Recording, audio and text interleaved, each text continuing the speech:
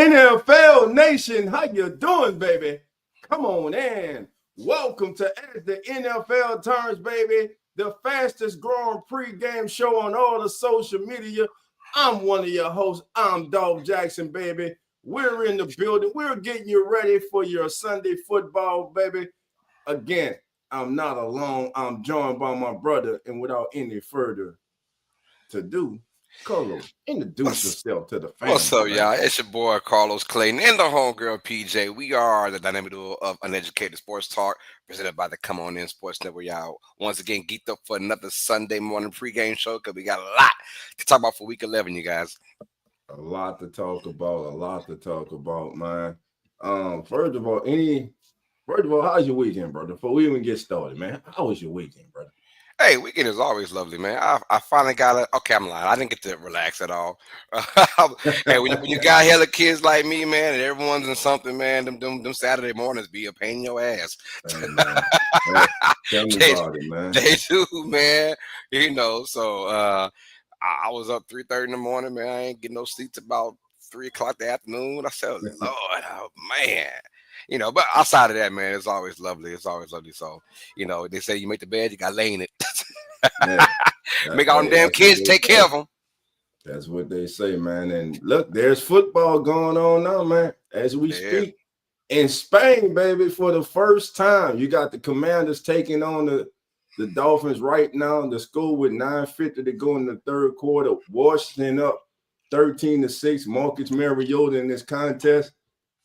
15-19, 150 yards, completing 78% of his passes today, Carlos, with 1 touchdown, no interceptions. Hey, and that's all they ask from Mariota right now. Yo, we don't need you to go out there and have 250 yards passing and 100 yards rushing. Protect the football. And that when you're the backup quarterback, that's the number one thing. Hey, yes, act like you belong, but also don't act like you're our first choice, because you're not. There's a reason why you're the second choice. Don't turn that ball over. We want to win because of us, not lose because of you. Right.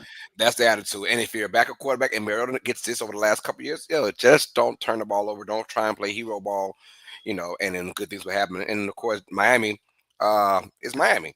Their defense is not good, and you can take advantage of it. I know it's still early in the third quarter. There's plenty of time to go in this game. And I look for this game to be a very close game towards the end as well. Right. And Marcus, speaking about Marcus Mariota, we spoke about him. But his counterpart, Tua Tagovailoa, is 9 of 10 for 109 yards today, 90% completion rating. On the ground, A-Chain, 8 carries for 53 yards. We know the beast of a game he had last week against the Buffalo Bills. But like you said, Miami's Miami. And in their last 4 games, Miami has scored 32 times, but the other 2 times they have 6. So they're going 6-30, 6-30 last week. So they scored over 30. So guess what they're back to now? What they're sitting on right now? Yeah. Jekyll and Hyde team, confusing and as hell. One of the most disappointing teams this year, the Washington Commanders. But again, last year, no expectations, kind of snuck up on the lead. This year, yes, you had injuries, but at the same time, expectations were different. You went from being the 100 to the 100, and things are different now in Washington. But again, they're early in the third quarter. There's still a lot of time to go in that game, and Commanders are up right now. And I believe Washington has the ball at the Commanders' 20-yard line, if I'm not mistaken. Well, I know this as far as Washington goes, just injury does play a big part into it, but it's not the all-be-all. And you're right, they were the quote-unquote hunted this year because of their appearance in the NFC Championship game. And, of course, Jaden Daniel hype for year number 2.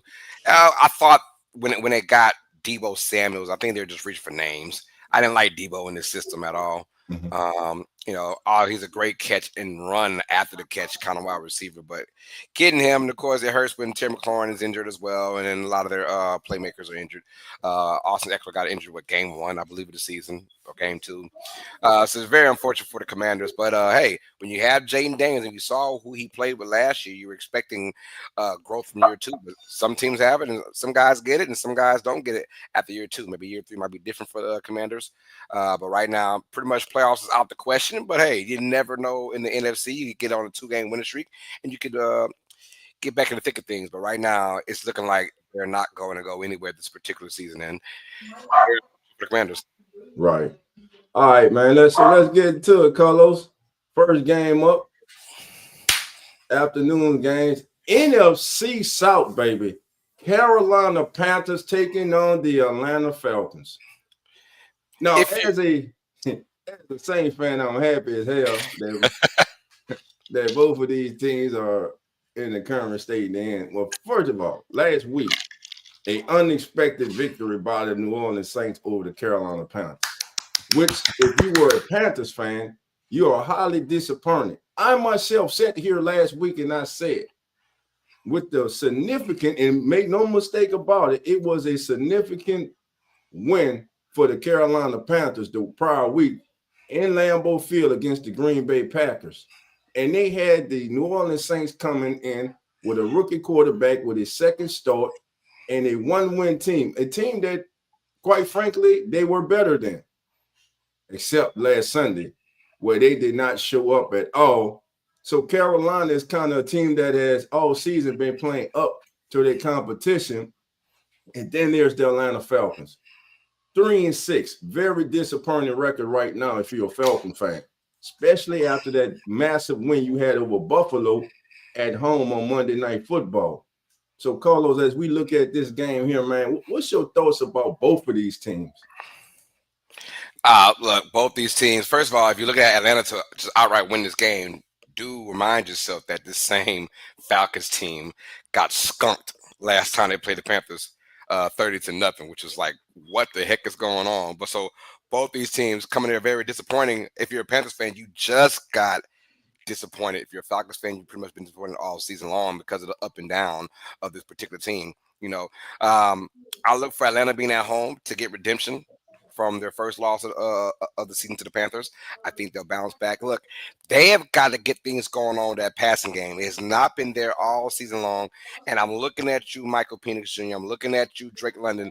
Like, this particular game, you've got to go out there and show up and show out because you don't want to keep this game close. I do believe the closer the game is, the better it will be for the Panthers to win this game. But I'm going to go with Atlanta to win this game.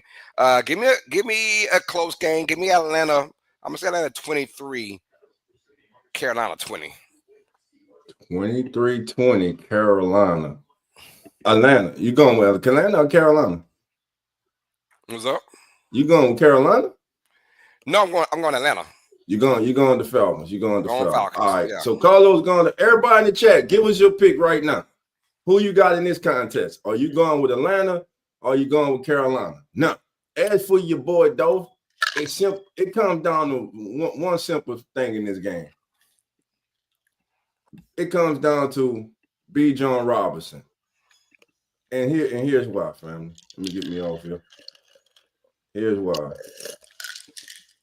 Now, B. John Robinson and the Falcons' 4-game losing streak has been held below 100 scrimmage yards. So there it is. One of the best and most exciting players in the National Football League, when he has failed to get 100 scrimmage yards in the contest in the last 4 weeks, the last month, the Falcons are winless. Robinson had at least 100 scrimmage yards in each of the first 5 games, and the Falcons were 3-2.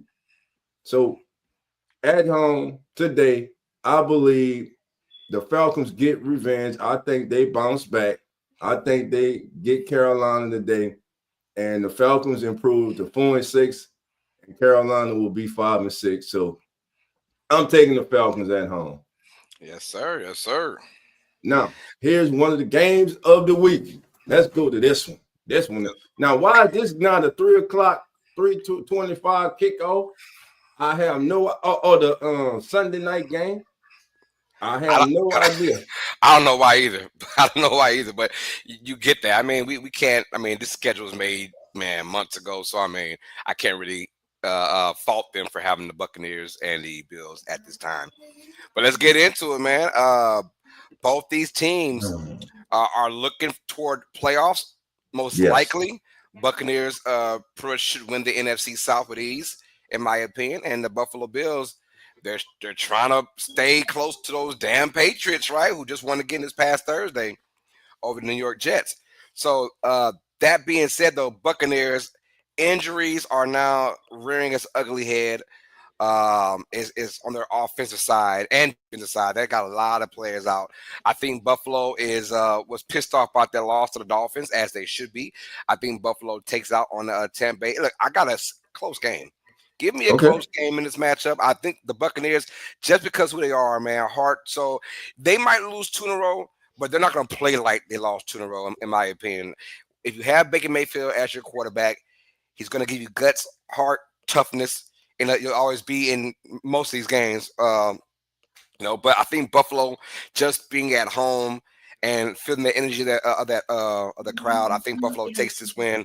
Close game. I'm gonna go with Buffalo 28, Tampa Bay 23.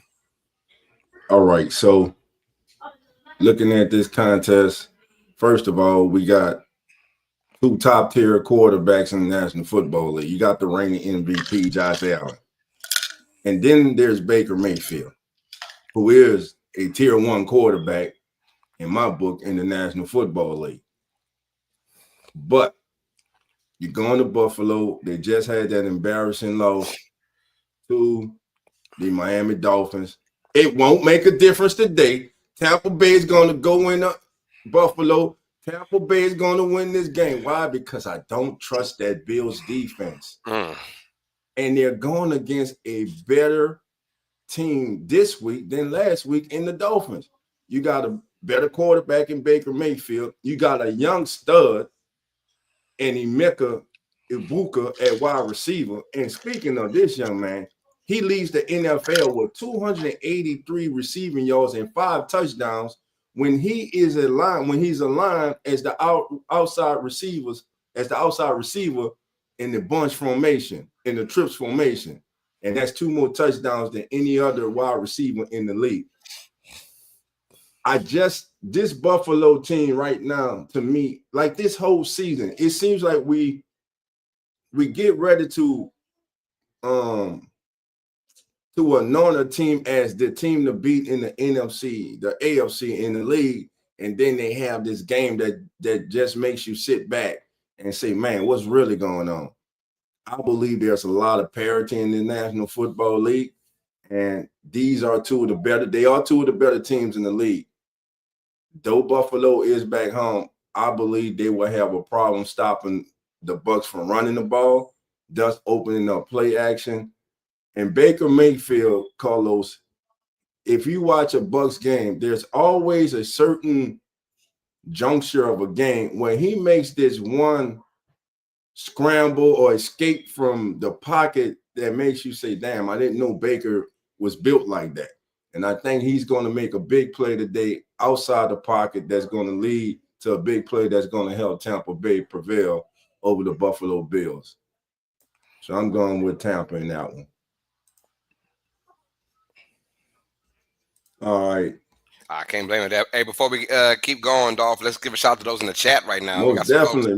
Showing some love. We've got Linda Lawson. Linda Lawson, 9565. How you doing? Come on in.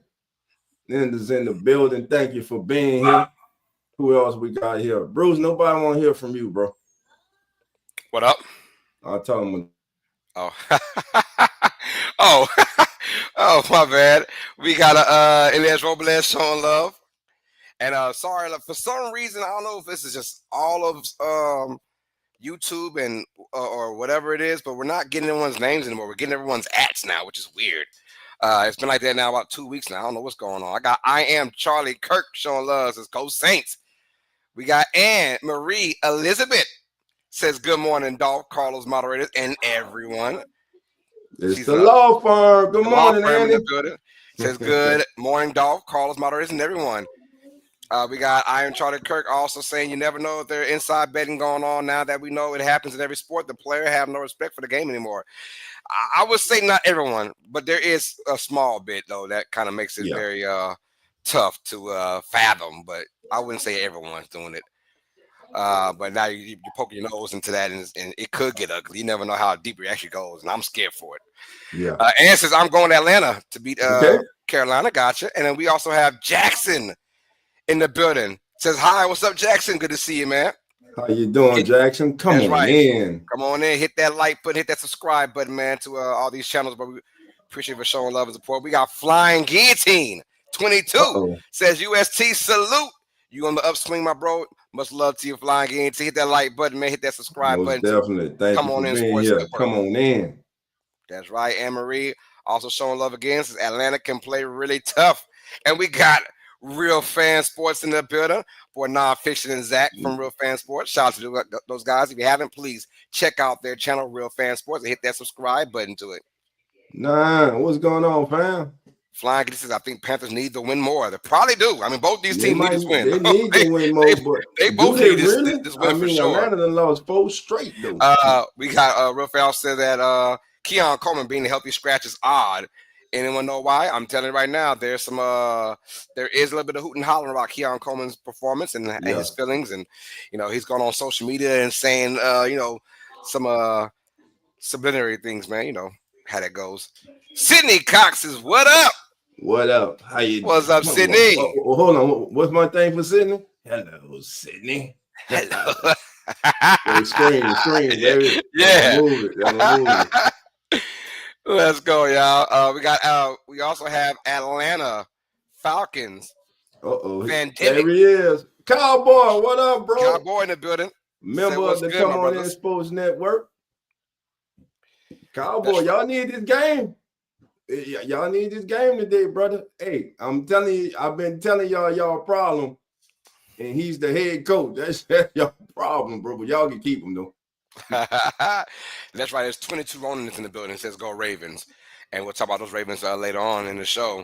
Trying to see. All right, y'all. That's everyone in the chat right now. Thank y'all for keeping it up, man. Hey, hit that like button for all these channels, y'all. We're live from Uneducated Sports Talk. We're live from the Keep It Real Who That Sports podcast. We are live from Real Fan Sports. We're live, for those 3 channels for sure. Atlanta Fandemic as well. Please hit those like buttons for those channels and subscribe to those channels, you guys. And also from the Come On In Sports Network, most importantly. All right, let's rock and roll, man. Keep it going on. We got some more games in the docket. Hey, a game between 2 teams trying to fight for an AFC spot in the playoffs, man. If you think about it, Dolph, we're in week 11. We only have about a month and a half left of football in the regular season. That is like bringing tears to my eyes just thinking about that, how fast every year goes by fast, right? It does, man. It does. It's only because we add so much to it and look forward to it every single year. But we have the Los Angeles Chargers taking on the Jacksonville Jaguars in this matchup. Dolph, how do you feel about both teams, their trajectory, and who wins this game? Not good about the Chargers. To start the season, the Chargers started this season as arguably one of the hottest teams in the National Football League. They swept their division. They were looking awesome, man. But since then, they kind of hit this wall. Inconsistency on offense, defense. Though they got one of the best safeties in the National Football League, and to me, a future Hall of Famer. The one thing that seems to be missing from the Chargers is a consistent pass rush and the ability to take the ball away. And I'm not seeing that Jim Harbaugh type of team that we saw early in the season. Now, as they go for Jacksonville, surprising, really. Jacksonville right now, they're kind of come back to earth. They're 5-4. They are a team that's in the middle of the pack in the National Football League in the AFC. Travis Etienne, man, he's that engine that makes it go. We know Thomas at wide receiver, he is a beast. Unfortunately, they lost Travis Hunter for the season, and it all comes down to their quarterback, man. Trevor Lawrence. Some people want label Trevor Lawrence a bust. I'm not going to say he is a bust. I mean, the kid has gotten this franchise to the playoffs. He's had to deal with multiple coaches. They did go out and try to get him some help with Jacoby Myers in the trade they made with the Raiders at the deadline.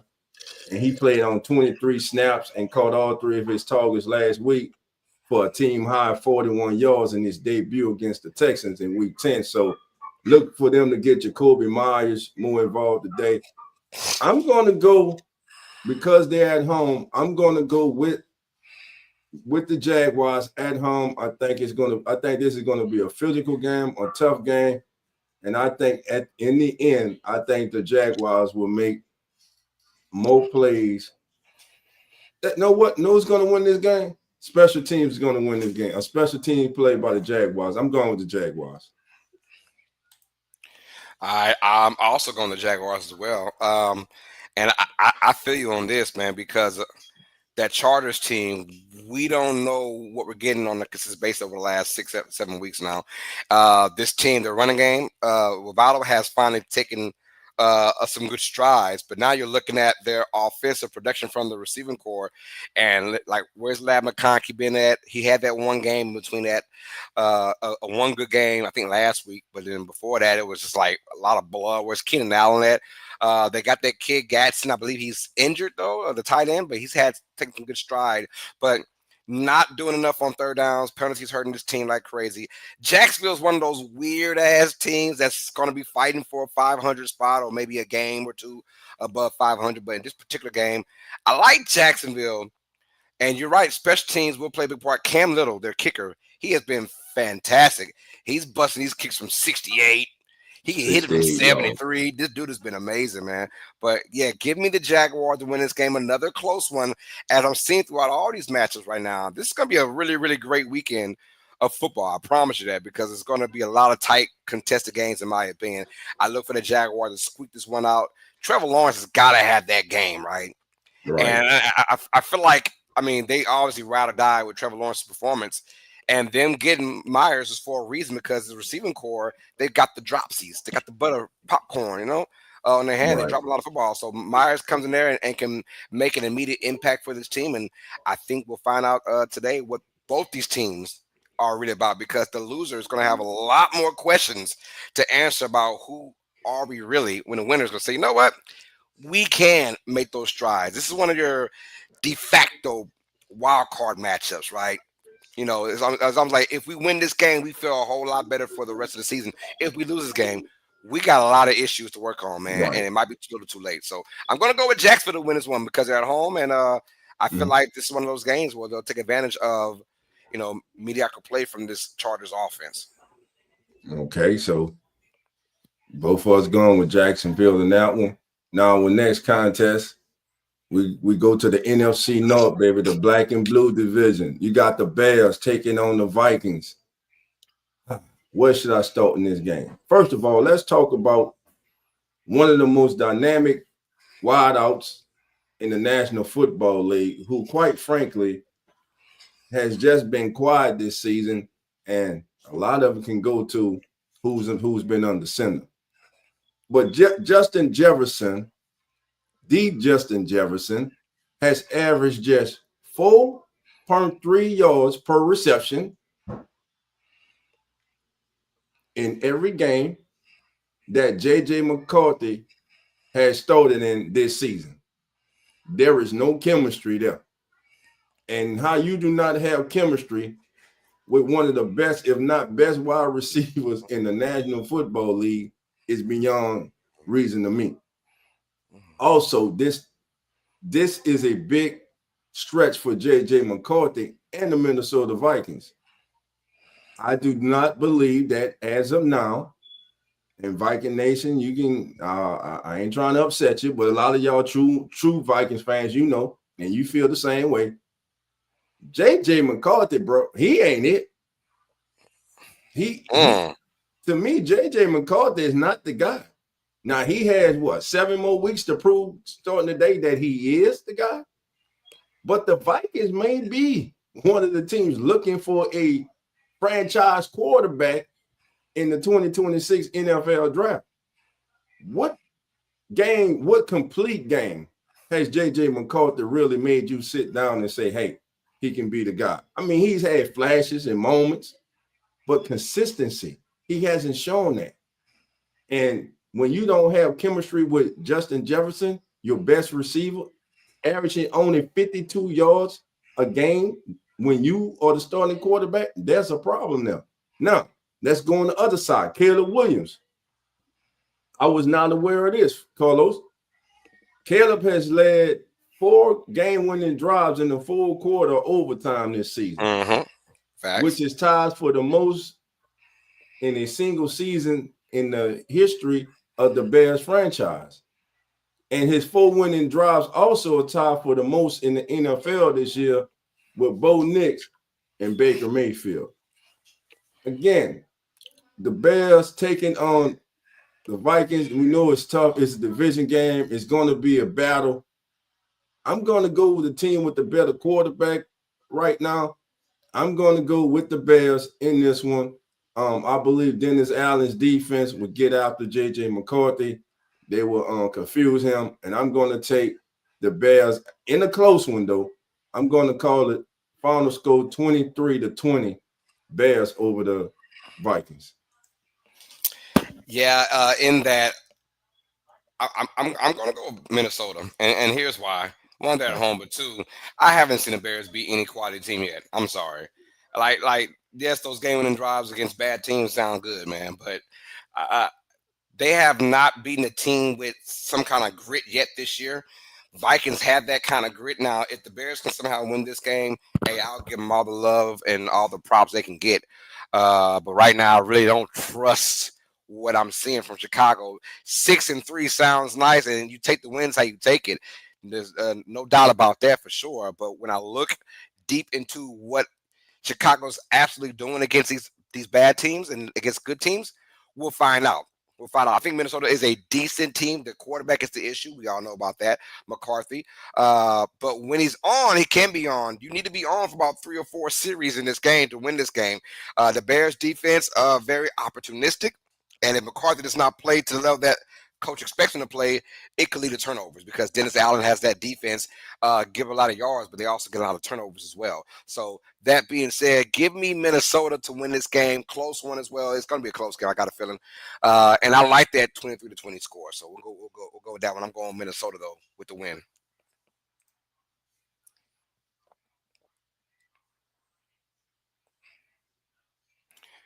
All right, Dolph. Hello. Dolph, your mic. There I go again. Every week I get damn muted. Y'all already know they expect your boy to get so damn hype. I've been muted, baby. But anyway, here's my first upset of the week, baby. That's right. I'm taking the Giants at home over the Green Bay Packers. They both gone, baby. But Jackson, Dort is there, baby. The Giants, baby. The Giants will get past the Green Bay Packers today because this Packers team, I'm telling you, there's something missing with this team. They got names on. We know what they got, who they got on the defensive side. We know who they got on the offensive side of the ball. They lost their all-pro tight end, all-world tight end. But I'm telling you, there's something missing with Green Bay. Matthew Golden has not been golden in his rookie season with the Packers. I'm taking the Giants at home, playing for an interim coach. They always when there's a coaching change mid-season, you get that burst of energy from that team. They're at home. I'm taking the Giants to upset the Packers today. And Carlos, I think they win by 2 scores. I'm taking it. I'm going to call it 26-16, Giants over the Packers. I tell you what, man. Shout out to PJ. She saw that. For some reason, we are on like a vertical live stream, so she dipped out for me to be in the middle. So shout out to you, PJ. Appreciate that. But that being said, though, no, I agree on this could be an upset, right? But man, later on, I got my list of contenders and pretenders, and right now, Green Bay is on there. Are they a contender or are they a pretender? Because who knows? But I'll tell you what, though, this game adds a little more umph to because you said it, Jameis Winston. right? And I thought Winston should have been the starting quarterback from the start of the year, in my opinion. That's how I felt. But obviously, the Giants didn't feel that way. They went Russell Wilson and Jackson Dart. I think Jameis Winston should have been started from the jump. He's going to add an element of just imaginary creativity to this offense. And there's never been a pass that he has seen in his mind and hasn't liked. You know what I'm saying? So James is gonna get it there. It might go to somebody else too, but he gonna throw that thing, and it makes it exciting every single time. I'm gonna go with Green Bay though. This is a must win for Green Bay. This is literally a must win. You lose this matchup, yo, you ain't scaring nobody anymore at all. You're not scaring it. The mythology of you in that defense and what Jordan Love has done in the past. I don't know what's going on with that offense, and they are getting hurt by the minute now. The receiving core is very, very light. But you paid Jordan Love all that money because he could play with anybody on your roster. That's why you gave him all that money. So let's see what they do in this game. Give me the Packers because they're so desperate. I know they're on the road, and that's been their Achilles heels on the road playing. But, man, give me Green Bay. They got to have this game. I think they get to Jameis Winston and can cause a turnover or two some way, somehow. But I'm going to go Green Bay, but close as well, man. I'm going to go Green Bay 19, New York 16. Okay, 1916. And again, like you said, man, if you're a fantasy owner out there and you need somebody to pick up, you want to pick up Jameis Winston, or you want to do the vice versa, get somebody who's going against Jameis Winston. Like Carlos said, it's gonna be one or the other. One of them. You gonna get Jameis. He'll throw 3 touchdowns, but he'll give you 3 INTs too. Hey, I can say one thing with Jameis: it is never a dull moment when Jameis Winston is on the field. You just got to sit there, wait, get your popcorn ready, baby, because it gonna be a show like no other, baby.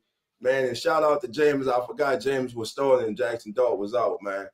Ronald Duffney, how you doing, man? Come on in. Thank you for being here, Ronald. Appreciate you. Come on in, Ron. So, go ahead, Carlos. I just told him, come on in. Come on in, brother. Right, come on in, brother. All right. Let's go to the next dock of the games we got up, Carlos. All right, let's go with the Bengals and Steelers now. This is your AF. Yeah, we have to, man. We're an NFL pregame show. We just have to, unfortunately. Bengals take on the Steelers, both teams from the AFC North. Hey, look, must win again from both these teams if you want to have any conscience of winning, because honestly, it's looking like only one team will make it from the AFC North. And I thought I would never say that because we usually get 2 or 3 every year from this division, because they've been so competitive and so good for so long. But it's looking like only one for now might make it out of the AFC North. Who's that team going to be? Well, this match here will speak a lot into what's going on, because if you look around, Baltimore's on a 3-game winning streak. And we know that Baltimore, what their upside is, what their ceiling is. We know where they are. And if you're the Steelers or the Bengals, you have to be worried. So this game is a must win. We saw that last game they played a couple Thursday nights ago, and it was a classic. We called it the Unk Bowl, and between Joe Flacco and Aaron Rodgers, and it was awesome to watch if you watched it, or the Icy Hot Bowl. How about that? But that being said, though, I'm telling you right now, if you're the Steelers, you cannot take this team lightly. Part 2, right? We went into Cincinnati and they took it light and they lost. Well, this team with Joe Flacco, one thing they can do is score. Can you outscore them? Can Pittsburgh do that? Yes, they can, but they've got to make it marginal. This team has got to start flying like they did against Indianapolis. When they played against the Colts, they were flying everywhere. TJ Watt had a great game. Can you bring that same energy now? And I'm telling you, this weather is going to make a big difference too. Now it's getting colder everywhere up north, so it can make things a little bit more difficult. I'm going to go with Pittsburgh to win this game, because they just who's more desperate right now? Both these teams are desperate as hell. Who's more desperate? Pittsburgh or Cincinnati? I'm going to go with Pittsburgh because they have a better roster all around them from top to bottom. They have to win this game, or this is your season. If they go to 500, they're done. The Ravens will take over this division, and they will win it if the Steelers can't win this one. So I'm going to go Pittsburgh to win this one, to go to 6-4. Bengals drop 3-7, and their season is done. His season done already. No Trey Hendrickson today. I don't believe Trey Hendrickson is playing today. Bengals highly inconsistent. It hurts, man, losing Joe Burrow as early as they did. Pittsburgh, I believe, that they are the most desperate team. They're the team that needs this victory the most. Aaron Rodgers hasn't passed for more than 230 yards in the last 3 games. However, the last time he did was against the Bengals in week 7 when he had 34 attempts for 249 yards and 4 passing touchdowns. So I'm going to go like you. I'm going to go with the Steelers in this one. I think the Steelers get it done. They're the better team on paper, and on the field, they already proved it earlier this year. Jamal Chase, by the way, just to let you all know, is chasing history today. Jamal Chase needs 109 yards to pass Jerry Rice for the 4th most in their first 5 seasons. That will put him top 3 along with Justin Jefferson, Torrey Holt, and Randy Moss. So history being chased today by Jamal Chase, but also Carlos and family. There's other history being chased on the other side. We today, family, have an opportunity to see one brother pass the other brother. Right now, TJ Watt is tied with his brother, JJ Watt, with 114 and a half sacks. If TJ Watt gets 1 sack today, he will pass JJ Watt NFL career total of 114 and a half sacks. Both of these, and what's ironic, they both had 11 and a half sacks in college at Wisconsin, and now they both are right here at 114 sacks in the NFL. So Jamal Chase and TJ Watt both will be chasing history in this game, but I believe TJ Watt and the Steelers, will get the victory in this game because I believe they're the more talented team in this contest. And it's crazy work when you talk about TJ Watt and JJ Watt. JJ Watt, obviously, man, I mean, 114 sacks from his position. He wasn't a defensive end. He was a D tackle pretty much throughout his entire career. It's like, tells you how dominant JJ really was from the inside position. Man. That's a lot of sacks for an inside man. It's crazy work. But shout out to TJ Watt and shout out to Jamal Chase. We love history being broken. That's why we play the game. And before we move on, Carlos, everybody in the chat, listen, we want each game we go over. Hey, we look into the chat. We want to know your thoughts. Who you got and why? And we go highlight it right here on the screen, baby. This is our show. This is your show. That's right. All right, Carlos, let's roll, baby. Let's go, man. Next game on the docket, man. And yes, we got to talk about this one as well. Texans versus Titans, you guys, AFC South rivals, man. Hey, Titans with 1 win, trying to play spoiler at home against the Houston Texans. We had a great come from behind victory last week. The Texans did. Who they beat the Jaguars, to win that game. So it was like, what is going on? This AFC South, baby. And the Texans, everyone's looking up at the Colts, and the Colts ain't letting that go. But now it's all about pride, and it's about where can we get into this playoff conversation? And at least one team, Houston. I think Houston is going to go into Tennessee and give them get a dub. And here's why I think that, because Houston, although they have no Stroud, Davis Mills is going to play, quote unquote, the right way. He's not that guy that's going to be looking for Nico Collins, although Collins had a major game last week for the first time this year. He's not going to be staring Collins down like Stroud has been doing. And it's funny because when Stroud, his last time playing when he was healthy, he balled out, and that was without Nico Collins.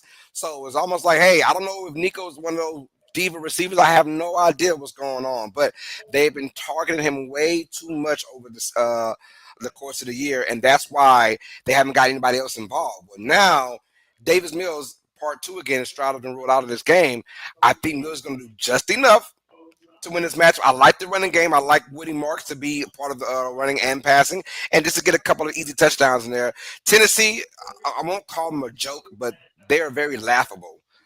for sure. And this team just from firing their head coach now, it just does not look good. And like I like Cam Ward, and we'll see what happens next year for year 2. But he as well has not shown that much promise as a starting quarterback. But hey, it's almost like you are who you are, and you are what your record says. Bill Parcells says 1-8. This team is very laughable right now. But wouldn't be shocked though, Dolph. Mm-hmm. If the Titans found a way to get an upset in this game, wouldn't be shocked because it just feels like one of those weird trap games for the Texans. They're riding high on, I believe, a 2-game winning streak now and trying to find noise in that playoff spot if they can get there. It'd be ironic because this might be the first time. I could be lying. This could be the first time Texas made the playoffs and not be the division winner. I don't know if they've ever done that in their life. I don't know. But every time I see the Texans in the playoffs, they're the 4th seed. Right. As the division winner or the 3rd seed. But anyways, so interesting. If the Texans can win this and win 3 games in a row, they'll feel a lot better about themselves. But right now, Tennessee, I don't see them win this game, but also wouldn't be shocked if they do. It's just how the way the NFL rolls, man. As the NFL turns. How about that? There you go. There you go. But let me just say this.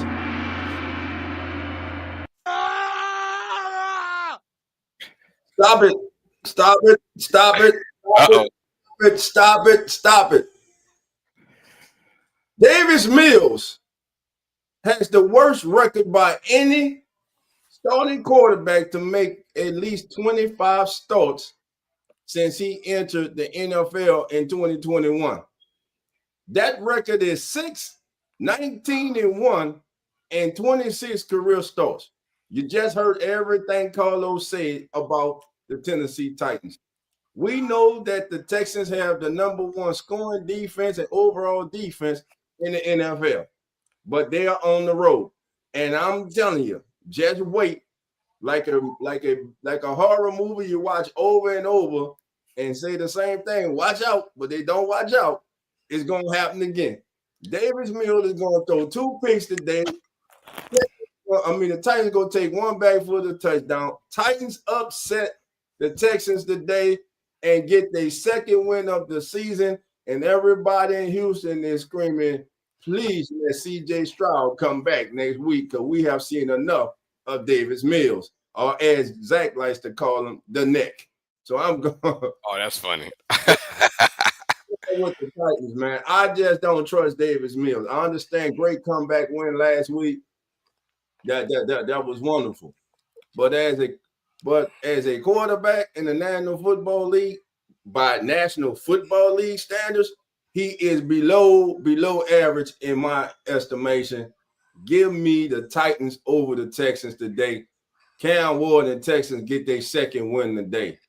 And if it was 3 of us, I'll be long wolfing this, but there's not. So we're going to move on to the next game. Move on. All right, let's get to a little tiny bit better matchup. Now we have the San Francisco 49ers taking on the Arizona Cardinals.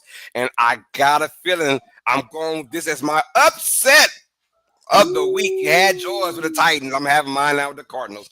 I think Arizona is going to come in here, and I think Brock Purdy is now going to be the starter for the 49ers. He is healthy, but I got a feeling that Cardinals defense is going to get him some payout. I feel like the Cardinals defense is going to get a couple of INTs on Purdy. Every time Purdy's played this year, he's been shaky. He's given teams chances at picks where Mac Jones wasn't really doing that for the Niners, but we'll see what Brock Purdy will be getting in this game. I like Arizona and Jacoby Brissett to go out there and just, play free-spirited at home, ball out, and get a dub. I got this in sort of a, I'm going to say it's not a shootout, but give me the Cardinals 27-23. I think Arizona wins at home on an upset. It's just one of those games, and one of those games the 49ers can ill-advise to lose. You want to win this game to keep your neck at a wild card spot because you aren't passing the Rams up and you ain't passing the Seahawks up. Mind you, those 2 teams play today. We'll talk about that later on in the show. But if you're the 49ers, you want to keep pace. But I think Arizona is going to say, not so fast, my friend. We'll get this dub. Brissett and company will get a win. But I like the defense to get timely interceptions or turnovers against this 49ers offense. So we'll see how that goes. Give me Arizona to win. This is my upset of the week. All right, Carlos gone with Arizona upset the 49ers. Brock Purdy back into the lineup. No who? Mac Jones. No who? Mac Jones. All right. Carlos, let me ask you this. Does Jacoby Brissett is he one of the leading reasons that you're going with the Cardinals in this game? Yes. In these kind of games, Brissett, he will keep it close. But mind you, we have the 49ers defense in shambles now. Fred Warner's gone. Right. This defense is not the same. We saw they gave up 40 plus against Los Angeles. The Rams. I was going to say St. Louis. Sorry, y'all. The Rams have, but they are a good team. Though the Rams are a good offense as well. But they never scored. They never scored 42 this year. You know what I'm saying? So, maybe against New Orleans as well. But that's a different story too. Yeah. But it tells you how fragile the defense is. I think Arizona exploits it. And look, Fred Warner was the heart and soul, and they got their secondary has been banged up all season. And outside of a couple of guys that can rush the passer, they have nobody else on that defense. I think Arizona takes advantage of it. Jacoby Brissett does. Would Kyler Murray do it? I'm not the one to try and put Kyler Murray versus Jacoby Brissett because I think Kyler Murray is the better quarterback. I just think that the Cardinals never really had full faith in Kyler Murray when they first got him, so they didn't put their all into him, and that's why I think them and the fan base is a lot happier having Brissett at the quarterback. But yes, he is a reason why I think they will win this game. Now, speaking of Jacoby Brissett, he has a 55% success rate this season against the blitz, which is tied for the highest among qualified quarterbacks. And last week, the 49ers blitzed Matthew Stafford 48% of his dropbacks. So if they blitz Jacoby Brissett today, look for him not to panic. Look for him to have success. So I'm expecting them to be more laid back this week, maybe play a little bit more zone, a little couple 6. And as for when Jacoby does drop back, Marvin Harrison Jr., we know he's kind of been starting to come on, but he is blessed with having one of the better tight ends in the game of football today. Trey McBride has had 5+ receptions, family, in 11 straight games. That's tied for the third longest streak of games with 5+ receptions by a tight end in NFL history. And the two tight ends that he trailed, one plays in Kansas City, Travis Kelce, who had 15 in 2018, and one is in the Hall of Fame. Matter of fact, he'll be announcing a couple of games today. Tony Gonzalez, who had 13 in the 2008-2009 season. So I'm with you with this. I think that not sure what we're going to get from Brock Purdy, him being reinserted into the offense today. Will that chemistry be there for the 49ers? Will they be able to click early? But one thing they have and must lean on is Christian McCaffrey, who is averaging 62 yards rushing and 69 yards receiving. And if he continues on this pace, he will become the fourth player in NFL history to average 60 yards rushing and 60 yards receiving throughout a season, joining Marshall Faulk in 2019, and the man that started it all with the receiving backs, the great Roger Craig in 1985. I'm going with the upset too, Carlos. I'm with you on this one. I'm taking the Cardinals in the upset over the 49ers. They say great minds think alike. Right? They also say dumbass mind think alike too. So we'll find out. Never know. We'll be one of the two. We'll be one of the two. We'll find out. Yeah. Shout out, man. I'm telling you, hey, Dolph, this is gonna be a great week 11, man. I'm telling you. It is, man. I'm excited about it. I can't really pinpoint a single game like, yeah, that's an automatic win. We can't do that right now.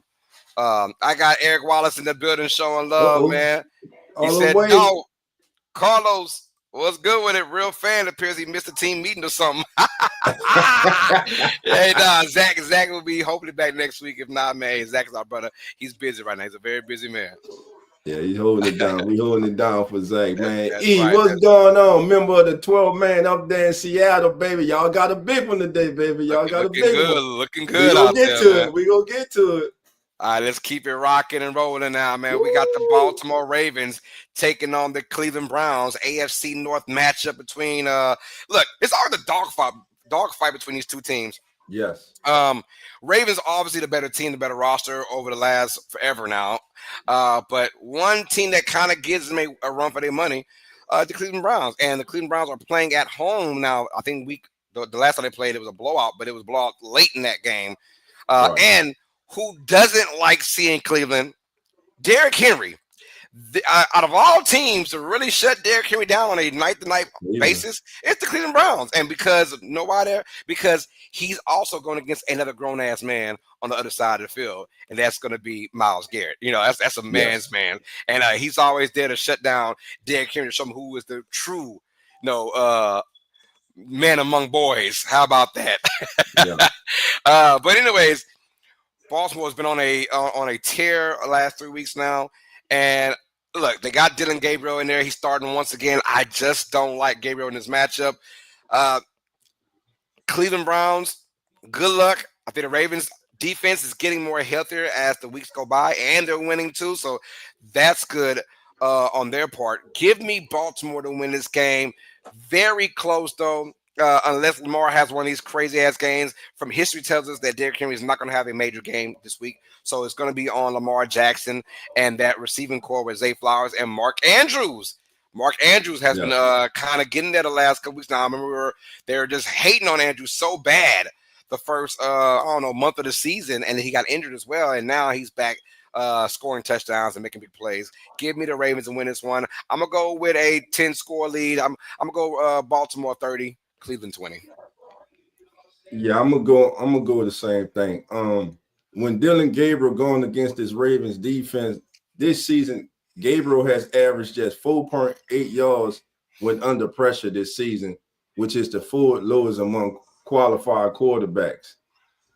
So, I mean, a couple weeks ago he had a game that you said, okay, that's the Dylan Gabriel that I saw in college, the playmaker, underrated athletic ability, really better feet than people think, but it really just hasn't fully clicked for him. And I believe if it is going to click for him, it'll be against this Ravens defense. Though they have been trying to show signs of turning it around. Derrick Henry, less than 45 yards rushing last time out against the Browns. This one's a tough one. I'm kind of on the fence with this one, but being that they are at home, and I just don't trust this Ravens offensive staff. Not really the players, it's the staff, the offensive coordinator and the head coach. Give me the Cleveland Browns over the Ravens. And to me, Carlos and everyone in chat, let me know if you feel this way. I believe that this is a must-win for the Ravens. They cannot afford to lose this game and go to 4-6. To me, they have to win this game and get back to 500 and get things rolling down the stretch. What's your thoughts about that? But I'm going with Cleveland with the upset.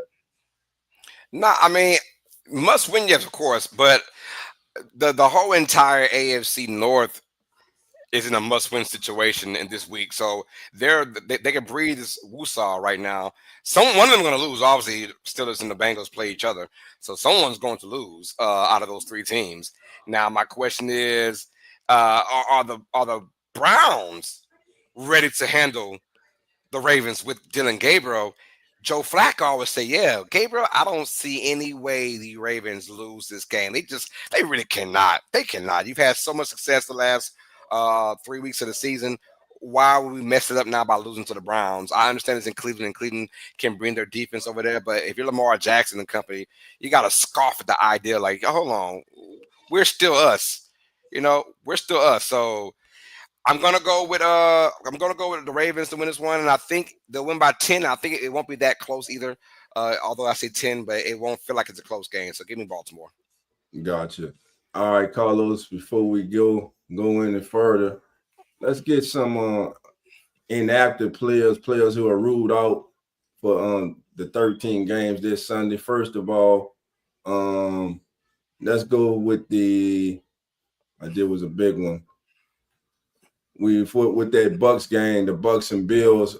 For the Bucks, of course, Hassan Reddick is out. Bucky Irvins. There'll be no Chris Godwin Jr. going for the Bucks. Keon Coleman and Elijah Moore both are out for the Bills, and tight end Dalton Kincaid is out today too for the Bills. Now, as for San Diego, I'm about to say the San Diego Chargers. San Diego Superchargers. Always say that.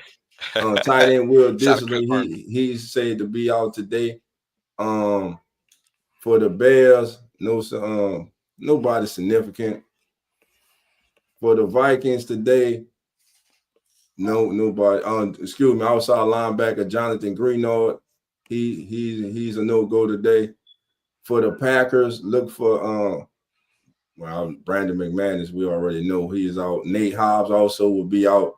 The Giants, no Jackson Dart, no Chauncey Golston. They're out today. And Darius Slayton and Kayvon Thibodeau are not going to be active today for the Giants. So there are just some players inactive are ruled out for today's games in the NFL.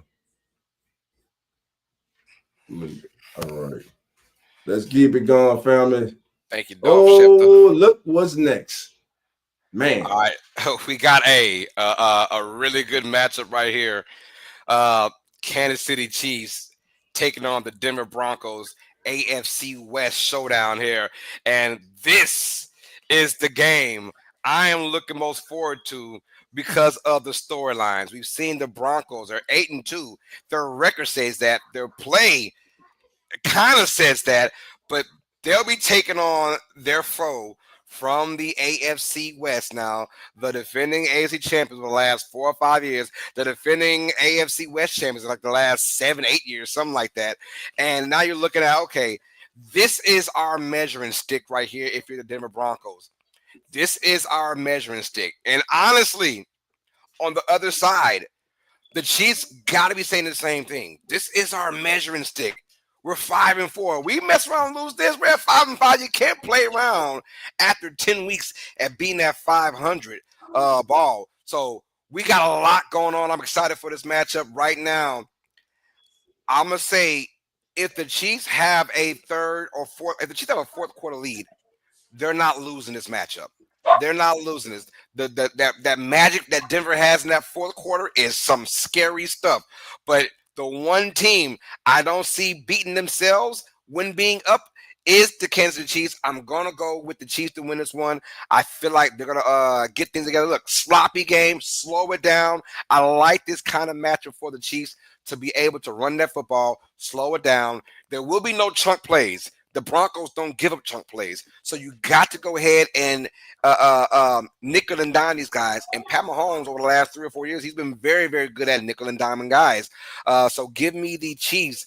I'm not going to call it an upset because I do think the Chiefs are still my Super Bowl favorite to at least go there. I don't care what no one says right now until you knock their ass out. Give me the Chiefs to win this game. Ugly ass game. I got the Chiefs 17, the Broncos 16. Everything in this game points to the Broncos. Best record in the AFC West. One of the best records in football. You 8-2. You got one of the top defenses. You got the Kansas City Chiefs coming in 5-4. But once again, they're the Kansas City Chiefs. And after a tough start, they're over 500 and now have a marquee game on the road against the current AFC West leaders, the team that is looking to dethrone them as the AFC West division champions, which would be for the first time in several years.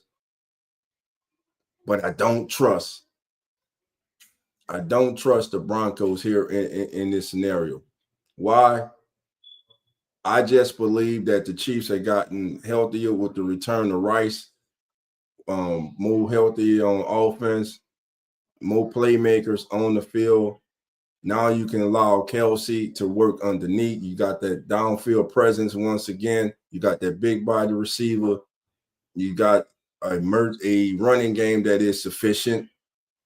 And I believe the Chiefs defense can do enough. Who really scares you Listen, I understand Courtland Sutton. He's a good receiver, but who really scares you? Does he really scare you as a guy that can just take over a game?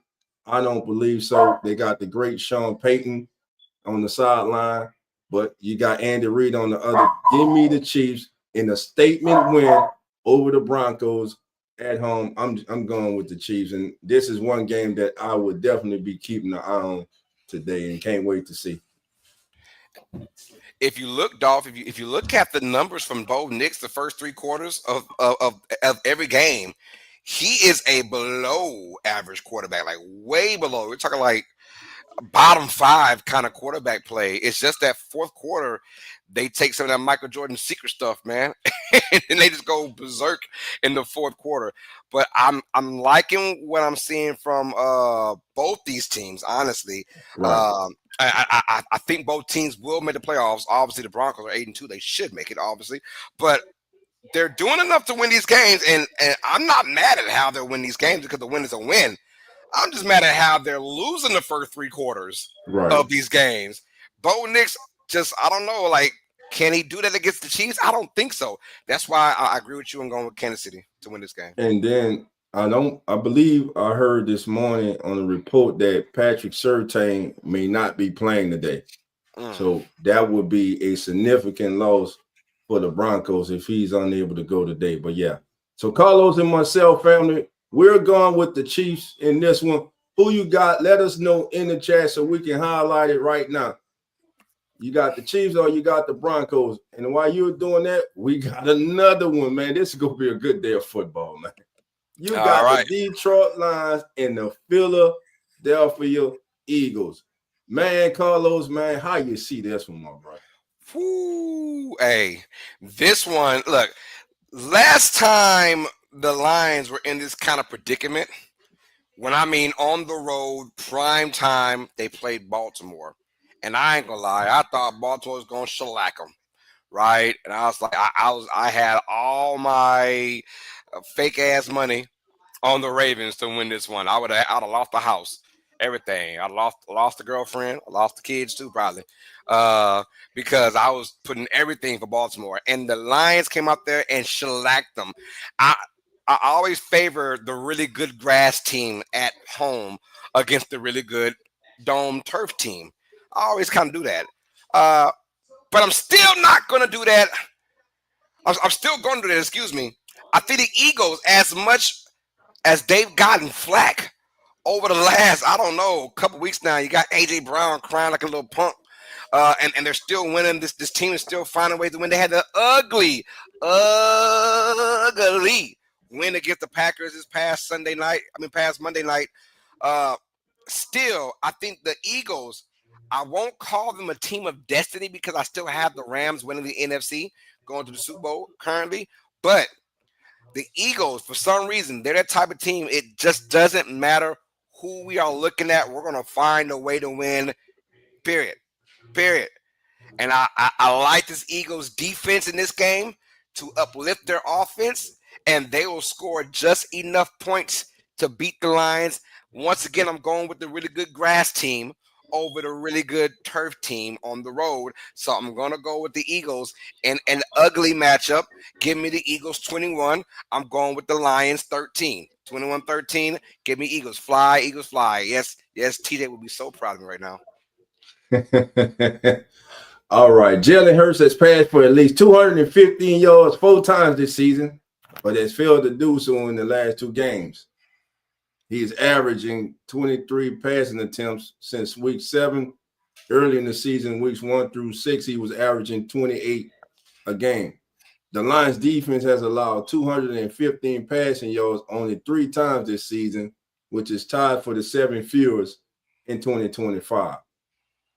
Now, that I say that to say this: injuries do play a part in these games.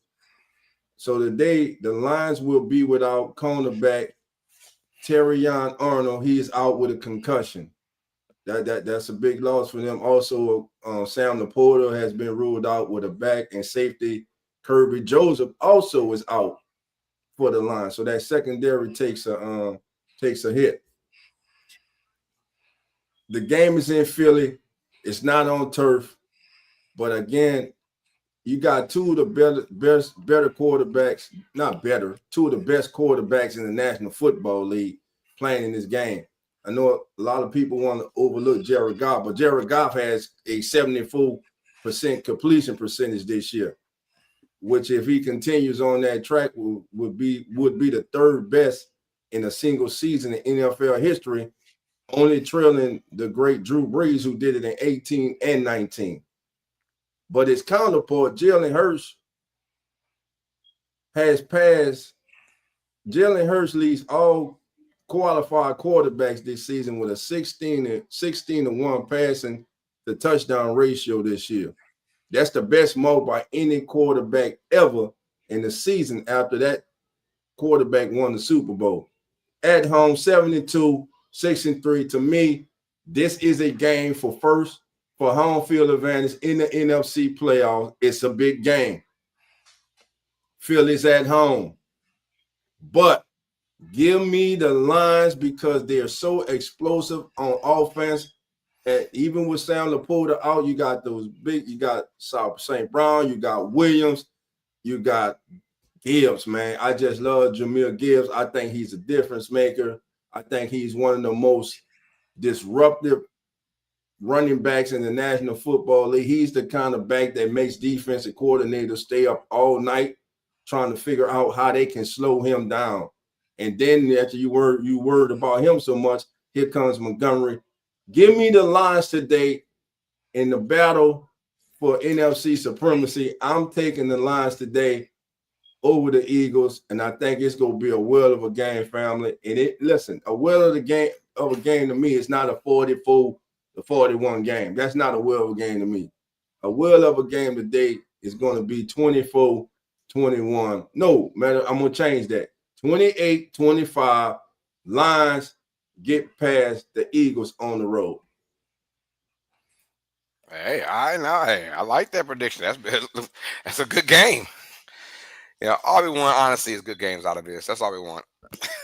Let's go. Hey, you know your boy dog, baby.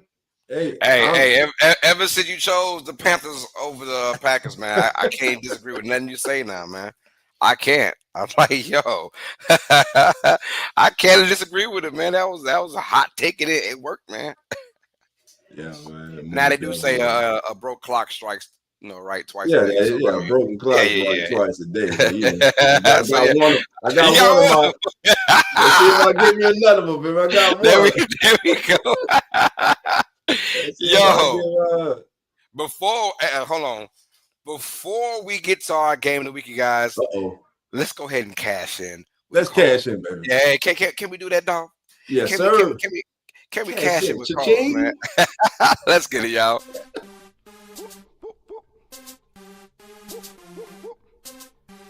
Cool, man.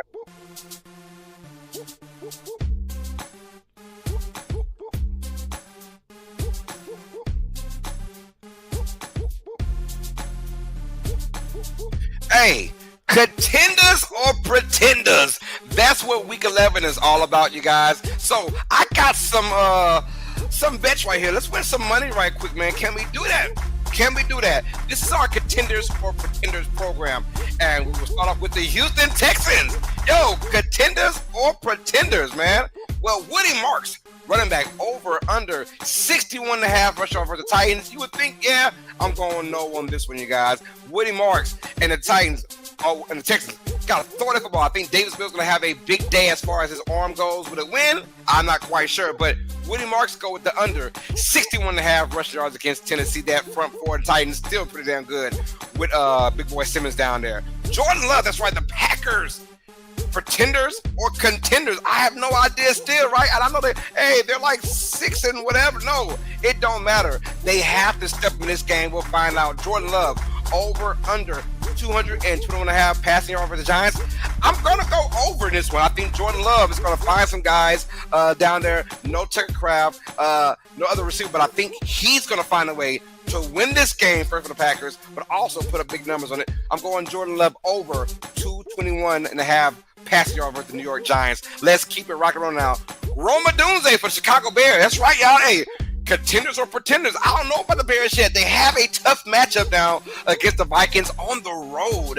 Roma Dunze under or over 53.5 receiving yards versus the Vikings. I'm going to go with the under. I think Roma Dunze will not have a great game. I think Caleb Williams and company will not have a great game. I'm going with the Vikings defense to be all over the Bears, making it tough for Roma Dunze to get any kind of yards in this game. I'm going with the under for Roma Dunze. Rashee Rice. Uh-oh. Did I say Rashee Rice? The Chiefs, contenders or pretenders? We're going to find out in this game what both these teams are about, the Chiefs and the Broncos. Rashee Rice, though, over under 76.5 receiving yards for the Broncos. No pass retain, right? It don't matter. I'm going under for Rashee Rice. I ain't say touchdowns. I said receiving yards. Under 76.5 yards receiving. Marcus Mariota. Over, under, no, I lied, that's wrong one. Sorry, y'all. No, that's not it. Touchdowns. Chris McCaffrey. Anytime touchdown versus the Cardinals, that's going to be money. If you want to win $40, $100 will get you $40. CMC, anytime Tutty versus the Cardinals out for their 49ers. Are they contenders or pretenders? We will find out, y'all. And this is Cash In with Carlos. Cha-ching, baby. Cha-ching, Carlos. Let it roll, baby. Let it roll, baby. We about to wind it down, baby. He said let it roll. Yeah, it is. We're going to ride out with the beat in the background. Jerry, what's up? Uncle Jerry's in the building, baby. Uncle Jerry, how you doing, baby? Come on in. All right, family, we gonna keep it going, baby. It was just Cash In with Carlos, baby. Hey, Carlos, like Carlos said, bet $100 to win 40. Hey, up that bread, baby. Up that bread, baby. All right, here we go. We gonna keep it going. We just finished with those games. Next up for us is the game of the week. Oh, man. NFC West, baby. Matthew Stafford, Puka Nakua, as Carlos said, Puka. Puka Nakua, baby. Devontae Adams, and y'all already know, I ain't a Rams fan, but I'm a Sean McVay fan, baby. I simply think he's one of the best in the business.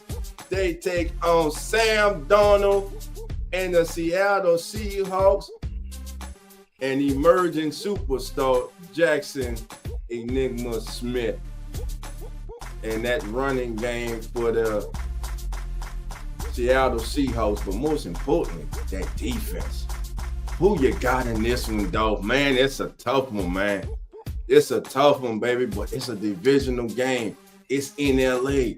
You got to have weapons to battle these rounds, man. You got to be physical at the point of attack. And guess what? The Seahawks are all that. And they also have their big playmakers on offense. Give me the Seahawks today over the Rams in a simple drag-out fight, baby, back and forth. Give me the Seahawks today.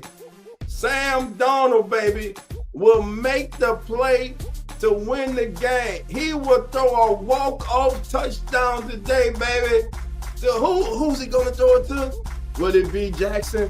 No, it's going to be to his recently acquired wide receiver, baby. Rashid Shaheed for the win, baby. Seahawks over the Rams today. That's who I'm going with, Carlos. Ooh. I will take your Seahawks and I'll raise you that team from LA, baby. The Rams. I'm going with Los Angeles to win this game. They're going to prove we are still running the NFC West. That's right. I like both these teams. Let me tell you a quick story. I got Sam Darnold as my fantasy football quarterback. Hey, last week he was balling that first half. 17 points my fantasy. I was going to win anyways, but I wanted more to be greedy, right? And I was like, yeah, Sam Darnold's going to have like 25, and then they'll take him out in the third quarter because they're beating the crap out of the team they're playing. Well, I go back and I say, what's going on with my points, man? It's Sam Darnold only 4 points. How did that happen? 2 fumbles lost, and of course the interception. That's what's going to happen against LA, but the entirety of the game, in my opinion, I've got the Rams in this one with a good win, a really good win, and a good game. Is Seattle ready for this kind of playoff atmosphere football right now? Dolph, I'm going to say no. The Rams have been there. They have done that. I'm going to go with Los Angeles to get a win. I'm going to go 33-23 Rams will march on and continue to run the NFC, period. Woo! All right. Carlos going with the Rams. All right, family. This is the Come On In Sports Network as the NFL turns game of the week, family. Everybody in the chat right now. Who you got, baby? Who wins this game? Seattle or the Rams? If you're going with Carlos, put Carlos in Rams. If you're going with your boy Dolph, put Dolph and the Hawks in the chat right now, baby. And we gonna see, baby. And while we waiting for that, we gonna move on, baby, to Monday Night Showdown, baby. It's a throwback to the most historic franchises in the history of the National Football League. America's team, the Dallas Cowboys, taking on the Las Vegas Raiders, baby. Just win, baby. R.I.P. to the great Al Davis, baby. But family, we got a special guest coming in. He just called me, say, Dolph, I need to come on when you get to this game. Well, without further ado, family, here's the great Jerry Jones. Jerry, what's going on today? Jerry, how you doing? I'm doing good this morning. Dolph, I see you and Carlos, and hello to PJ.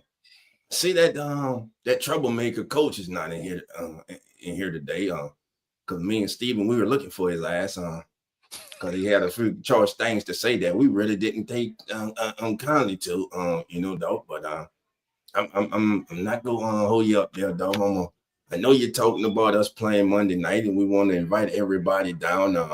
Come on down to Jerry's World. I mean, Cowboy Stadium is a wonderful facility. If I do say so myself. If you're a Raiders fan, please come on down. We welcome you, though you will leave with an L. That's right, because we will be whooping that ass.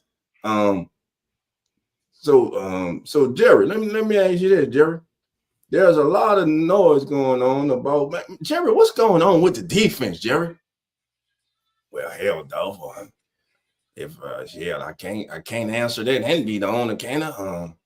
I don't know. You got to ask the head coach, man. And I stood up all night talking to Steven about it. Like, Steven, we giving these guys money, man, but every time we give them money, dang it, they just start not playing good. So what are we supposed to do? And Steven looked at me like, Pop, I don't know. I don't know what to do right now. So that's where we at, though. But we are playing the Raiders, and Geno Smith is their quarterback. And I'm sure tomorrow night Geno will give us 3 or 4, man. So, Dolph, if I was you, I'll pick us. Well, Jerry, I can't go against you in this one, man. Man, I want to say, first of all, shout out and R.I.P. to my big cousin, Roy Douglas, man, who was a diehard Raiders fan, man. R.I.P. big cuz. But little cuz got to pick against you in this one, baby. I'm taking them Dallas Cowboys over the Raiders, man, mainly because Geno Smith, man, has been a big disappointment this year for the Raiders. He was brought in there to add stability to that quarterback position for the Raiders, and he has done the total opposite. Give me the Cowboys at home, and at home they normally score 40. So I'm going with the Cowboys. I think the Cowboys win this one, man. 30, I'm going to say 32. I'm just giving random numbers out. 32 to 16, man. Well, you got a lot of faith in that newly acquired defense I see for the Dallas Cowboys. If anyone's thinking that, if Geno Smith. Hey, they've allowed 31 to the Bears. I mean, they allowed a lot of points to a lot of teams this year. Cardinals put up 20-something, you know what I'm saying? I'm just almost 30 on them. I'm just saying. But what I know about Quinn Williams is, like Charles Barkley always says, just because you dress a pig and put lipstick on it, it's still a pig. If your defense is bad, just because you got Quinn Williams and like Overshown coming back off an injury, you're still a bad defense. I mean, one man cannot change his entire defense. But you're right, though. It is the Raiders. I'm also going with the Cowboys to win this game. I think their offense, I'm more inclined to see what their offense is going to do this week, right? Haven't really put up stellar, crazy numbers the last couple of weeks. I want to see if they can get back on the groove of things. Can George Pickens, and I understand they say, well, Lamb and Pickens, the best 1-2 combination receiving wise. I still say T. Higgins and Jamar Chase are all that. But if you're looking at your 1-2 spot, can George Pickens, actually dominate the game now since Lamb has come back to the lineup in the last 2 or 3 games? Pickens has not really had crazy games. He's had like 70 or 80 yards receiving in 2 of those, but no touchdowns, nothing to impact the game. Cowboys should win this game, but they're on the road. That scares me, dog. That scares me. Every time this team plays on the road, man, they're either losing or it's a very, very, very, very, very close game. But I'm going with Dallas just because the roster, top to bottom, they're just better, right? Defense got slightly better after the bye week as well. They should put a little bit more pressure. And, of course, Geno Smith. You think Geno Smith's going to have a breakout game today? He might. It is the Cowboys defense. But nonetheless, though, give me Dallas and win this one. My score is I'm going to have Dallas in the 30s. So I'll say Dallas 31. Give me the Raiders 15. 31-15. Yeah. Same ball, folks. Same ball. Yeah. And we are going into overtime, you guys, for the first game ever in Spain. So they get an extra some extra 10 minutes of free football now. So shout out to the Dolphins and the Commanders going to OT. Correct, man. And let's take a look at the playoffs standings right now in the NFL, Carlos. Yes, sir. Take that down, get that up. There we go. All right, so this is the current standing because it's that time of the season now where every game really counts. So right now we see at the beginning of the season, I did not expect after going into week 11 for the New England Patriots to be leading the AFC as the number 1 seed in week 11. The Patriots are 9-2. 9-2, the New England Patriots. Coaching matters. Getting a franchise quarterback matters. Yes. Getting the necessary, bringing in the correct talent of veterans matters. Drafting good rookies, having a good rookie class come in and having that class produce matters. And the Patriots, man, they're sitting number 1 in the AFC, followed by the surprising Colts. Then there's the Broncos 3rd at 8-2. Then there's the Steelers, based off division, leading their division at 5-4. Chargers sitting at 5th at 7-3 in the AFC. Then there's Buffalo, and right now you got the Jaguars on the outside looking in. The Chiefs and the Ravens are on the outside looking in. And so let's start on the AFC side, Carlos. Right now, if the playoffs started today, this would be the 7 teams that made the playoffs in the AFC. Man, who on this list is truly a surprise to you? I got to are we talking AFC side or NFC side? Yeah, we talking AFC side this time. AFC, right, yeah, the Patriots are the biggest surprise. Honestly, your top 3.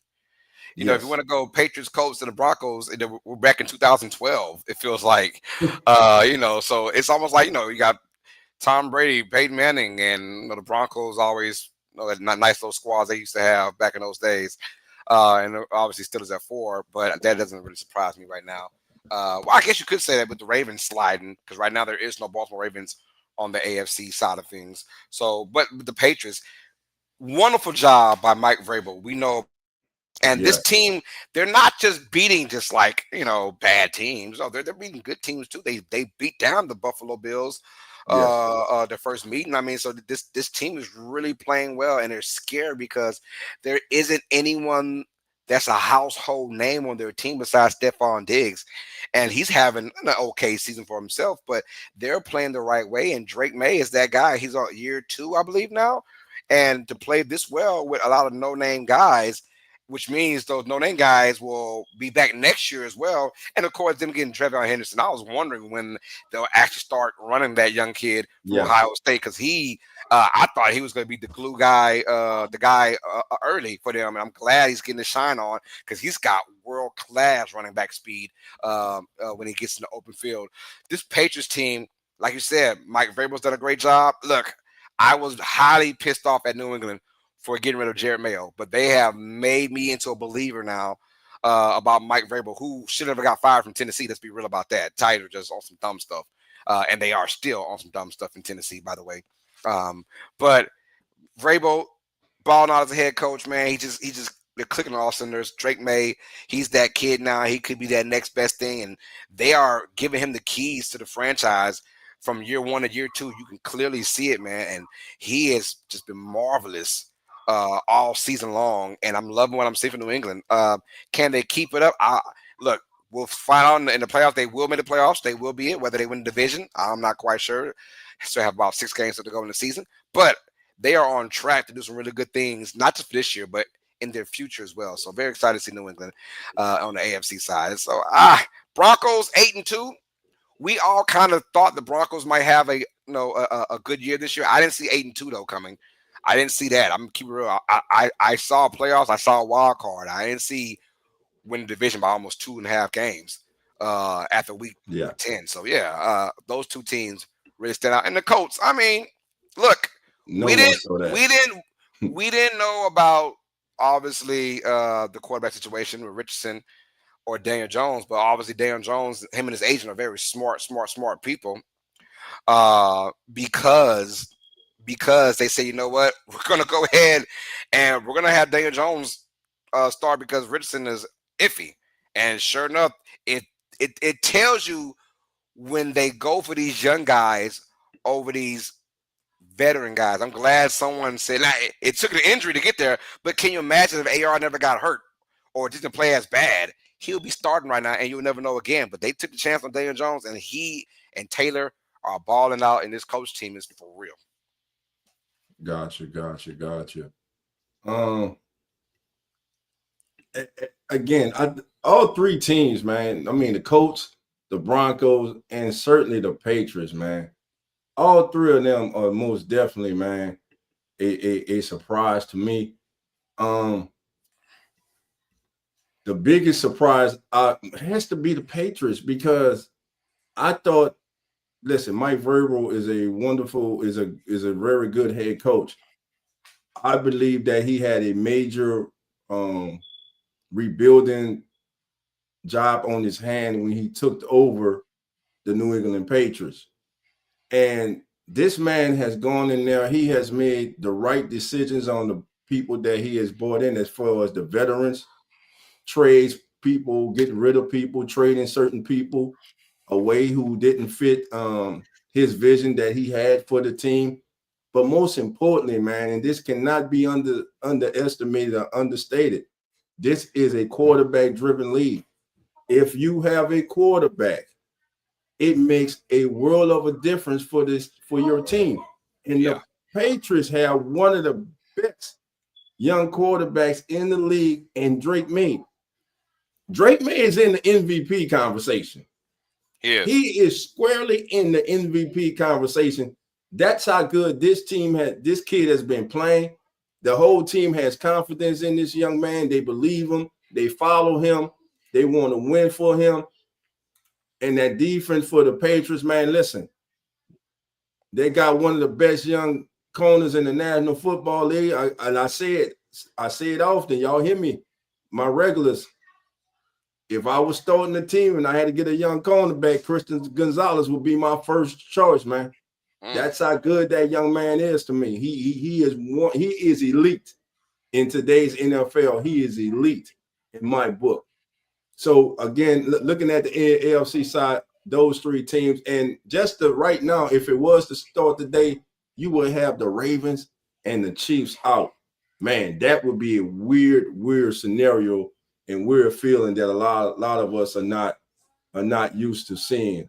So now let's go on the NFC side, man. So right now we see the top 4, and I guess out this bunch, it has to be Seattle right now, Carlos. Seattle's been my most shocked team. Yeah. The way they're playing right now, they are just mollywopping people. It ain't even close. I mean, and they're doing it on the road. They're doing it at home. I like the Seattle team. Sam Darnold, I mean, we all thought that, man, Kevin O'Connell was the quarterback whisperer, and he is, man, but he's putting some kind of confidence in Darnold to go to a new team the next year in Seattle and straight up, I mean, just take the reins, take the keys, and freaking ball out for that Seahawks team, man. And JSN, look, what a start to this year he's having right now. I thought he got the benefit of being the third guy behind Metcalf and Lockett last year. Now he's the guy. And I thought, Right. he won't be as successful with him and Cooper Kupp are kind of the same thing. No, I was wrong. Yes, JSN he's bigger than I thought what I thought he was. He is faster than what I thought he was. And he has great hands. And he is not scared to go in the middle. And he's not scared to take it deep as well. And that's been the difference maker for this team. They have their number one already. Right. And when you have your quarterback and your number one receiver, right, your go-to receiver, that makes a big difference. Everyone else can kind of play their role and fall into place. So Seattle's doing it, man. I love what I'm seeing right now. That's my biggest shot because I see the Eagles in there. We know about the Lions. We know the Buccaneers going to win the NFC South. We know that already, man. We know about the Rams going to ball. The Bears and my thing is the Packers. Disappointment That's the disappointment right there. The Packers are the most disappointing team that's in that slot right now because they should have been, we thought, number one or number two somewhere, and just are a different team on the road. And they can't play on the road, and we're going to find out in this game against the Giants. Because if you lose this game, well, you got guys like, keep scrolling down, Dolph. We got San Francisco, and I'm not even going to count Carolina, but like a team like Minnesota. Right. If you're the Packers, you keep messing up, and you got to face those guys again. You keep messing up and let Minnesota get into this thing, right? You cannot lose this game against New York. I just can't fathom them losing this game, but we saw it against the Panthers. Same scenario, and obviously the teams like the Cowboys got a big long road because they got the tie as well, so they're just right. And the Cowboys have to play the Vikings. They already lost to the Panthers. Are they going to go over the 49ers? I have no idea. I don't think so. So their hope is that everyone else just bottoms out. So, but Packers are my most disappointing team right now because we just thought the world of them, and I know. Injuries, we say it all the time, but guess what? Injuries happen to everybody. Everybody's got injuries, man. Yeah, everybody, man. And like you, man, the biggest surprise, man, has to be it's Seattle. And I'm gonna call the Bears a surprise too. I didn't see the Bears being 6-3. No, man. Bears they're beating easy teams. They had the third or fourth place schedule. So from last year, they gotta beat those teams in front of them. They have to. They have to. When you start playing against decent teams like this week right here, if the Bears can beat the Vikings, I'm all for it. I'm all for it. If the Bears can find a way to beat Minnesota, I'm all for it. Then I can kind of see, this team, they showed me something today. They showed me something. But in reality of things, I'm not liking what I'm seeing from Chicago. And I agree with Bears fans. We love winning against these inferior teams, but we're still not beating these teams because of our number one quarterback. We're winning these teams because they're just inferior teams, and we've been getting bounces going our way all season long. So they're waiting for that breakout game for Caleb Williams against a really good team, not against the Dallas Cowboys, not against these Poochies defensive teams they're playing. They want to. So this game, I think, was going to mean a lot to both Chicago and Minnesota. I said a de facto playoff game. I feel like this is a de facto playoff game for both these teams. Gotcha. And I mean, if you look at the matchups today, all four of the top seeds in the NFC are in the battle today. If not against each other, against a significant other. Lions and Philly go, Seattle and the Rams go, the Bucks, of course, they taking on Buffalo. So major games going down today in the NFL. Now, we've got it.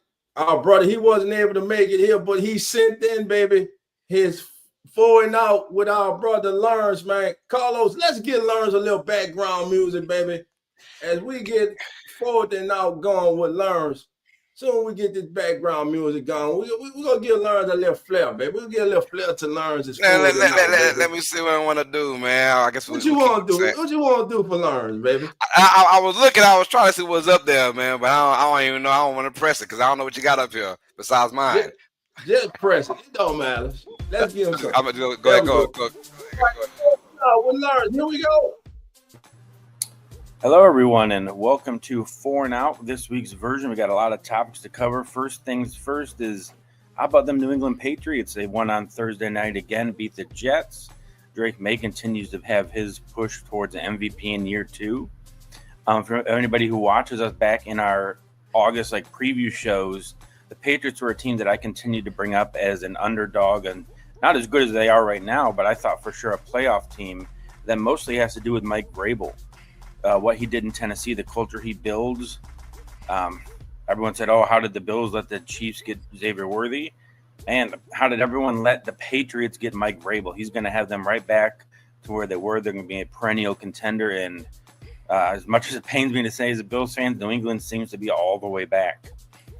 Switching to the other conference, the NFC, who is the best team this year? There's lots of teams that say, hey, it's me. The Rams and Seahawks have a big matchup today to kind of determine not just the best team in their division, but possibly the NFC as a whole. The Eagles are still there, winning ugly, doesn't matter, still winning. Packers, depending on the week, they can be the best in the league, but then they also lose to the Browns like they did, putting up 10 points. The offense kind of is all over the place. I mean, you got the Eagles, the Rams, the Seahawks, the Niners are right there. They with all their injuries, so the NFC is wide open this year. It'll be a real fun close to the regular season, and the playoffs should be a lot of fun to watch as well. A couple coaches already fired this year. The question now is, who's the next one? The easy answer seems to be Mike McDaniel in Miami, but I think after they got rid of Greer, their GM, and they kept him, and then they came out and just whooped on the Bills, I'm not so sure that a change will happen if that type of play continues in South Beach. The team is still playing hard, even with all the injuries and the trades they've done and who they've gotten rid of. And the Bills have been their nemesis since Tua has been there. That was only just their third win against Buffalo, but it was a beatdown. And if they continue to play that, I think I could see a future where McDaniel is still the coach in South Beach. And then finally, is Daniel Jones starting to fall back? The last few games he's had the turnovers. Jonathan Taylor has carried them. But it really bears watching to see if this week, if again Daniel Jones ends up turning the ball over like he has the last few weeks. That's the biggest thing, was he wasn't turning it over. He was playing within himself.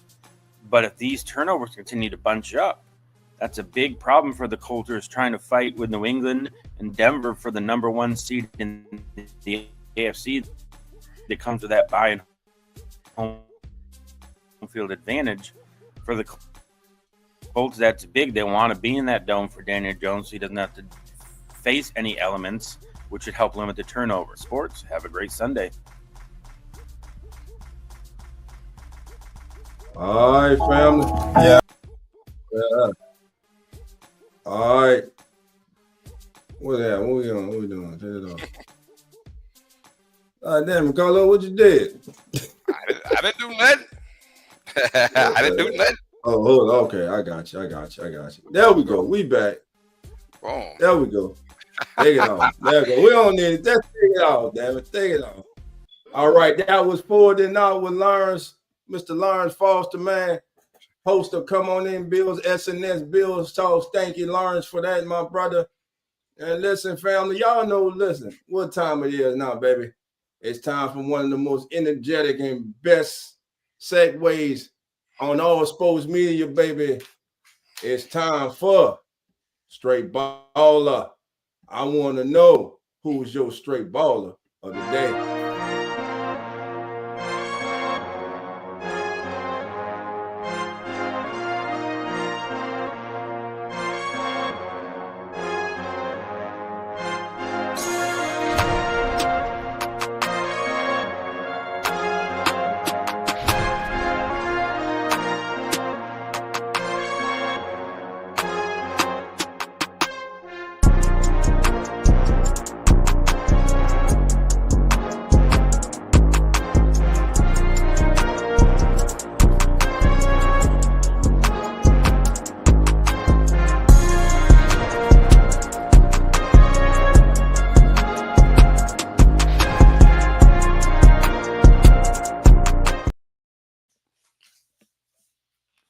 Give me the music, baby. Give me the music, because it's that time, baby.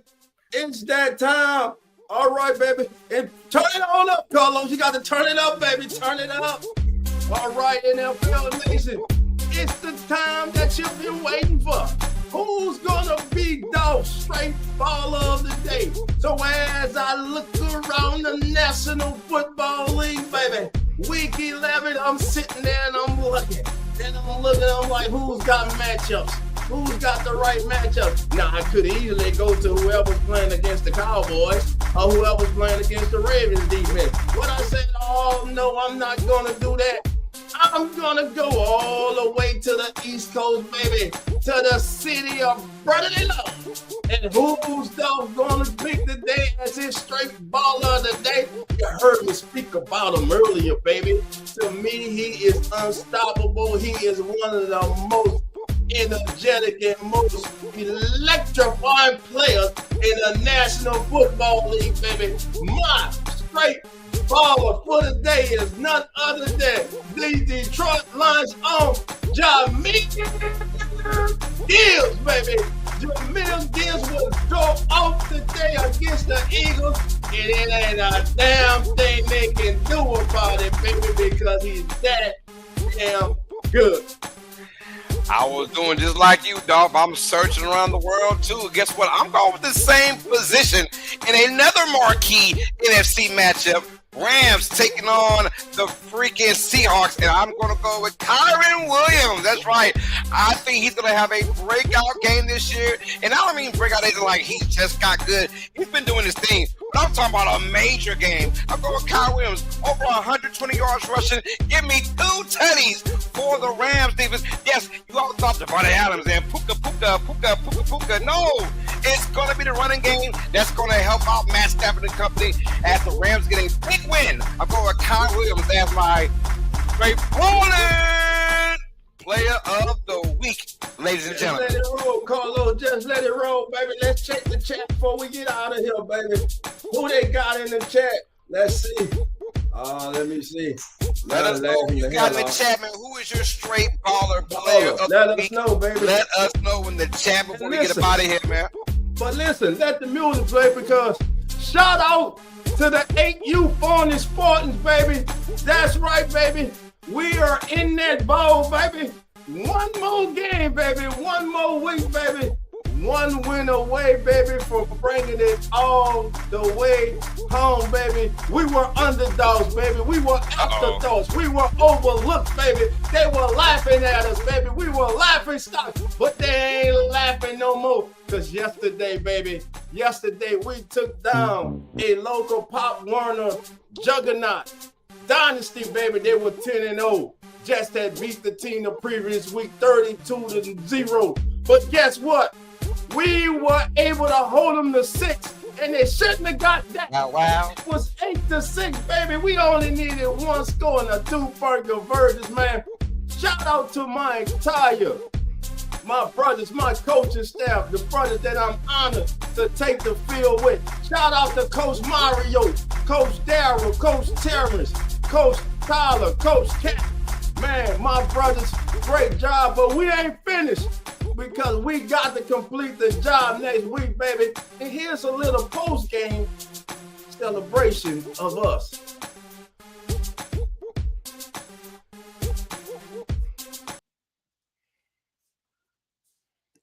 Without getting emotional, bro, look at here. I'm so proud of y'all, bro. Bro, I'm so proud. Coach already said it, bro. Nobody expected us to be where we at today. Nobody expected us to be where we at today, bro. Yesterday on the radio, bro, they say AU, RYA against Phony. What they say? Oh, know what they say? Oh, man, RYA. Easy. No, a no-brainer. A no-brainer. They said it was a no-brainer. It's a no-brainer. But who's going home? Who's going home? We ain't going home. Because guess what? One. Win. Come on. Win is right. Win again. Win for them. Win again. Win again. Win again. Win again.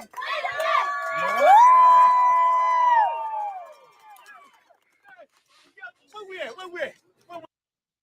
Hey, Coach. Hey, Coach Dolph, that's awesome, brother. That's awesome. Hey, man. Hey, come on in, man. Listen, get behind me, man. Come on the camera, bro. Look at here. Here they go, baby. Shout out my big nephew there, Monty. Say up, put your hand up, baby. 9U, baby. My brothers, they came up a little short yesterday, but guess what? They made it all the way to the conference championship and he was one of the major reasons, man. Shout out, man, to Coach Kevin and the 9U Spartans, baby, on a great season, man. And behind me, man, Mike, where you at, baby? Come on out, baby. Y'all know Mike is in the building, baby. BB, where you at? Come on out, BB. BB, come on. Get right there. Let them see you, baby. There you go, baby. 2 of the 8U Spartans, baby. We fight for that championship this Saturday, baby. Say, man, listen, we want to thank everybody for joining us today. And remember, family, we are live each and every single Sunday morning at 10 a.m. Central, 11 a.m. Eastern, here on As the NFL Turns. And like always, family, remember, the doors are not open. So come on in. See everybody next week. And we out.